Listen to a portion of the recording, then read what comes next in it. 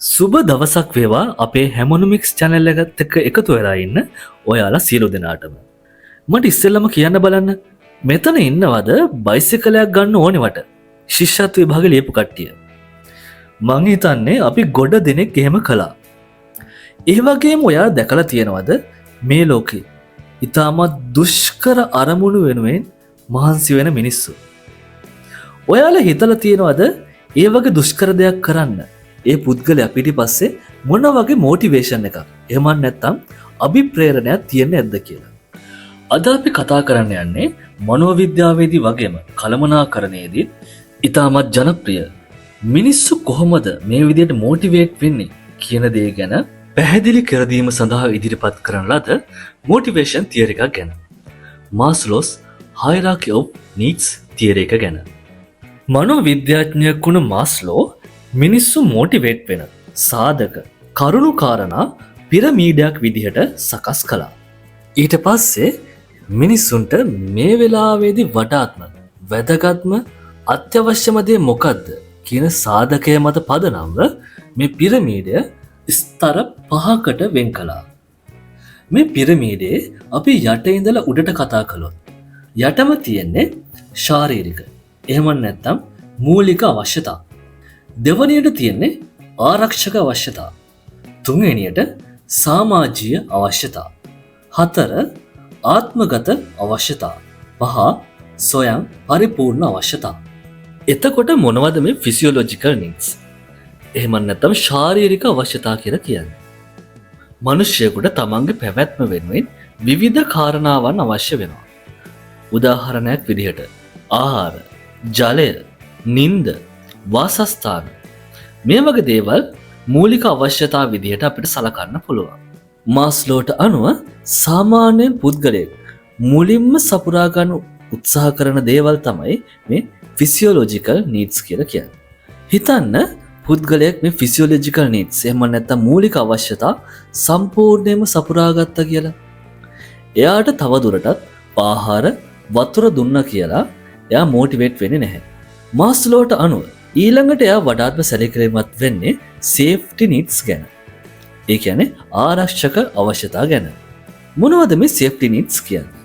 උදාහරණයක් විදිහට අපේ සයිමන් අයියා ගැන බලන්න. සයිමන් අයියට ටවුන් එකේ හොඳ ෂොප් එකක් තියෙනවා. ඒ නිසා මුදල් හදලුත් යහමින් එයාට තියෙනවා. මේ නිසා සයිමන් අයියට එයාගේ ෆිසියොලොජිකල් නීඩ්ස් උන ආහාර, ජලය, වාසස්ථාන වගේ දේවල් බොහොම පහසුවෙන් සපයා ගන්න පුළුවන්. දැන් සයිමන් අයියට ඕනි ආරක්ෂාව. එයාට සුරක්ෂිතව ජීවත් වෙන්න ඕනි පරිසරයක්. ඒ වගේම රැකියාවේ තියෙන සුරක්ෂිතභාවය. ආර්ථිකව එයාට තියෙන සුරක්ෂිතභාවය. මෙන්න මේ වගේ දේවල් ගැන දැන් සයිමන් අයියා ගොඩාක්ම සැලකිලිමත් වෙනවා. ආරක්ෂක අවශ්‍යතාවයන් ප්‍රමාණවත් පරිදි සපුරා ගත්ත පුද්ගලයෙක් ඊළඟට බලාපොරොත්තු වන්නේ සමාජීය අවශ්‍යතාවයන් සපුරා ගන්න. මොනවද මේ සමාජීය අවශ්‍යතාවයන් කියලා කියන්නේ?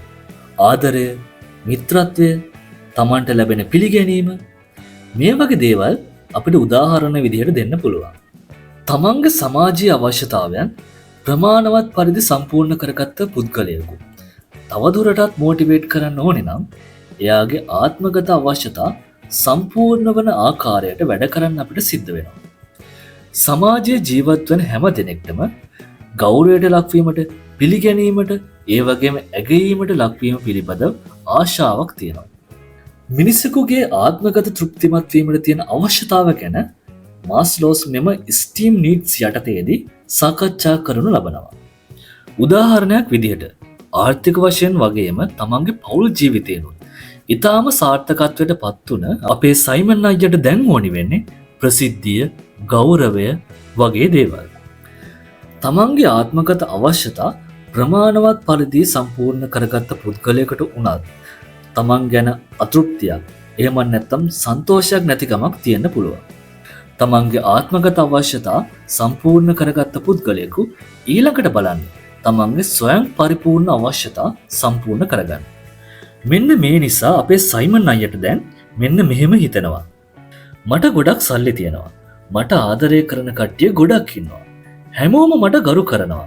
හැබැයි මගෙන් සමාජයට වෙච්ච දේවල් මොනවද? මම ඇත්තටම රටට ලෝකයට අර්ථවත් දෙයක් කරලා තියෙනවද? මෙන්න මේ අඩුව පුරව ගන්න තමයි දැන් අපේ සයිමන් අයියා උත්සාහ කරන්නේ. පුද්ගලයන්ගේ ස්වයං පරිපූර්ණ අවශ්‍යතාවයන් විදිහට පර්සනල් ග්‍රෝත් එක, සෙල්ෆ් ෆුල්ෆිල්මන්ට් එක වගේ දේවල් මාස්ලෝ විසින් අඳුනාගනු ලබනවා.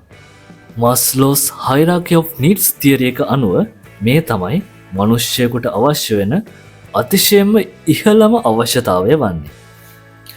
මනෝවිද්‍යාවේ වගේම කළමනාකරණයේදී ඉතාම ජනප්‍රිය වුණු මේ තියරි එක ඇත්තටම ප්‍රායෝගිකව සත්‍යක්ද? මේ පිළිබඳව පසුකාලිනව අධ්‍යයනය කරන ලද විද්‍යාඥයන්ට අනුව නම් මාස්ලෝ විසින් අඳුනා ගන්නා ලද මෙම අවශ්‍යතාවයන් වැදගත් හා සත්‍ය වුණත් ඒවා හැම විටම ඉනිමගක් විදිහට එහෙම නැත්නම් පිරමීඩයක් විදිහට පවතින්නේ නැහැ. සරලවම කිව්වොත් මෙහෙමයි.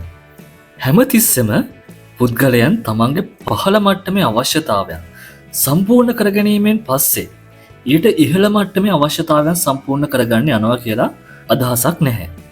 සමහර විට තමන්ගේ පහළ මට්ටමේ අවශ්‍යතාවයන් සපුරා ගන්නටත් කලින් ඉහළ මට්ටමේ අවශ්‍යතා සපුරා ගන්න පෙළඹෙන්න පුළුවන්. මම හිතනවා ඔයාලට මේ පොඩි කාලය තුළ මාස්ලෝස් හයිරාකි ඔෆ් නීඩ්ස් තියරි එක ගැන හොඳ අවබෝධයක් එන්න ඇති කියලා. මේ වගේම තවත් රසවත් වීඩියෝ එකකින් අපි පසුව හමු වෙමු.